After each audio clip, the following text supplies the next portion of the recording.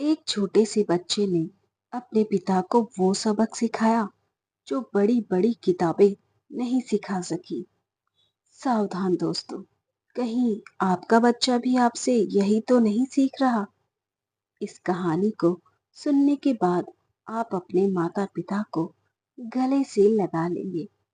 यह एक ऐसे घर की दास्तान है जहां रिश्तों की डोर लालच और व्यस्तता के बीच उलझ गई थी। शहर के शोर शराबे से दूर एक आलीशान बंगले के बाहर नेम प्लेट पर बड़े सुनहरे अक्षरों में लिखा था, Ajay Khanna, MD global tech. अंदर सब कुछ चमक रहा था, कीमती सोफे, झूमर और महंगे कालीन।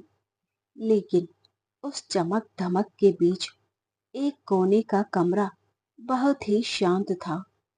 वह कमरा था अजय के पिता पंडित दीनानाथ जी का। दीनानाथ जी एक रिटायर्ड स्कूल टीचर थे।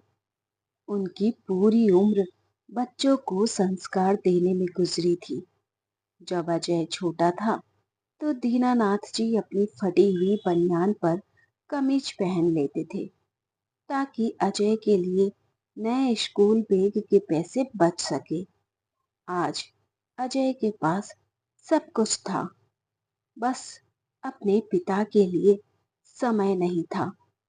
अजय की पत्नी रिया आधुनिक ख्यालों की थी। उसे दीनानाथ जी का पुराने ढंग का खान पान और उनका टोकना बिल्कुल भी पसंद नहीं था। अक्सर घर में इसी बात को लेकर बहस होती थी। एक दिन सुबह नाश्ते की मेज पर रिया ने अजय से कहा, अजय देखो, मुझे बुरा मत मानना, लेकिन तुम्हारे पापा की वजह से घर का माहौल बहुत ओल्ड फैशन लगता है। अगले हफ्ते मेरी किटी पार्टी है और मुझे अच्छा नहीं लगेगा कि वह सबके सामने अपनी पुरानी बातें शुरू कर दे। अजय ने अखबार से नजर हटाए बिना कहा, तो तुम क्या चाहती हो रिया? रिया ने धीरे से कहा, शहर के पास ही एक बहुत अच्छा रिटायरमेंट होम, वृद्धाश्रम खुला है। वहां उनके जैसे बहुत से लोग होंगे। वह वहां खुश रहेंगे और हमें भी थोड़ी प्राइवेसी मिलेगी। अजय को पहले तो अजीब लगा, लेकिन फिर उसने सोचा कि शायद रिया सही कह रही है। आजकल वैसे भी उसके और पिता के बीच बात ही कहाँ होती थी। शाम को अजय अपने पिता के कमरे में गया। दीनानाथ जी अपनी पुरानी ऐनक साफ कर रहे थे। बाबूजी, मुझे आपसे एक बात करनी थी, अजय ने हिचकिचाते हुए कहा। दीनानाथ जी मुस्कुराकर, हाँ बेटा, कहो, क्या फिर से ऑफिस में काम बढ़ गया है? तुम अपना ख्याल नहीं रखते? अजय ने नजरें चुराते हुए कहा, नहीं बाबूजी, बात यह है कि हम सोच रहे थे कि आपको कुछ दिनों के लिए शहर के बाहर एक बहुत अच्छी जगह भेज दें। वहाँ डॉक्टर्स भी हैं और आपके हम उम्र दोस्त भी मिलेंगे।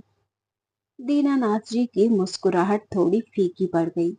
वह समझ गए कि बेटा क्या कह रहा है। उन्होंने बस इतना पूछा, बेटा, क्या मैं इस घर में बहुत ज्यादा जगह घेरता हूँ? अजय के पास कोई जवाब नहीं था। अगले ही दिन दीनानाथ जी ने अपना सामान समेटा।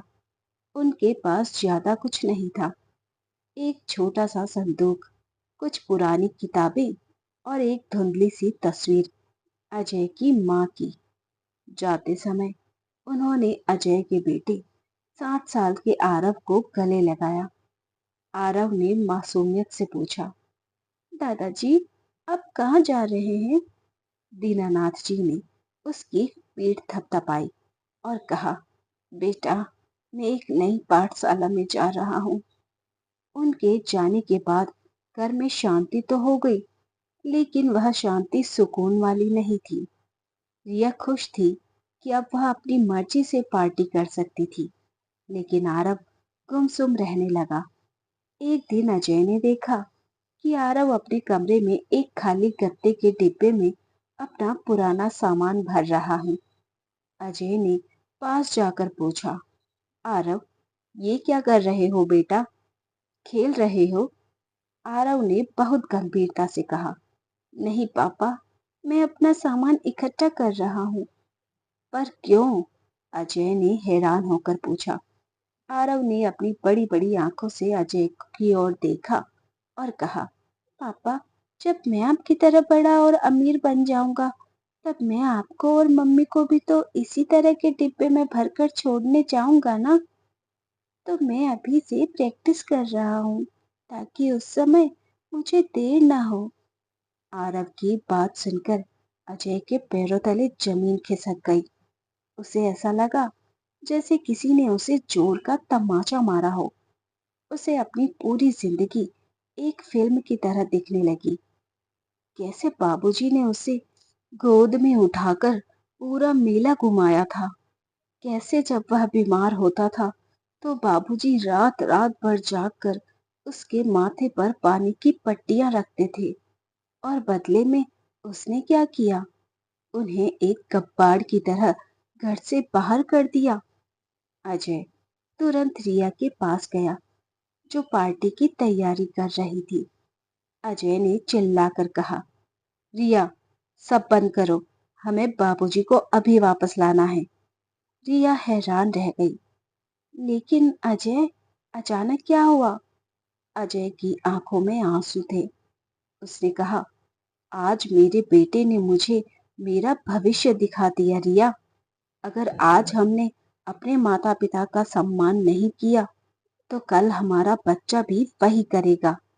मुझे आलीशान बंगला नहीं चाहिए, मुझे मेरा परिवार चाहिए। अजय उसी वक्त गाड़ी निकाल कर वृद्धाश्रम पहुंचा। वहां एक बेंच पर दीनानाथ जी अकेले बैठे डूबते हुए सूरज को देख रहे थे। अजय उनके पैरों में गिर पड़ा और फूट फूट कर रोने लगा। बाबूजी, मुझे माफ कर दीजिए, मैं अपनी औकात भूल गया था।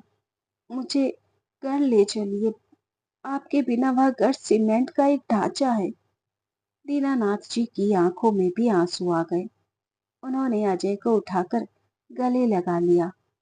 उन्होंने एक शब्द भी उल्हाना नहीं दिया, बस इतना कहा, बेटा, पिता कभी अपने बच्चों से नाराज नहीं होता। जब दीनानाथ जी घर लौटे तो रिया ने भी सिर झुकाकर उनसे माफी मांगी। आरव दौड़कर दादाजी की गोद में चढ़ गया। उस दिन घर की कीमती चीजें वैसी ही थी, लेकिन अब उन चीजों से ज्यादा अहमियत उन रिश्तों की थी, जो एक बार टूट जाते तो कभी नहीं जुड़ते। दोस्तों, इस कहानी से हमें ये सीख मिलती है कि बच्चे वह नहीं सीखते जो हम उन्हें सिखाते हैं, बल्कि वे वही सीखते हैं जो हम खुद करते हैं। अपने माता पिता का सम्मान करें, क्योंकि वे आपके अतीत ही नहीं, आपके बच्चों का भविष्य भी है। पैसा और कामयाबी तो मिल गई, पर क्या संस्कार पीछे छूट गए? एक मासूम बच्चे की ये कड़वी सच्चाई जो हर माता पिता को देखनी चाहिए। इसलिए इस कहानी को शेयर जरूर कीजिए। धन्यवाद।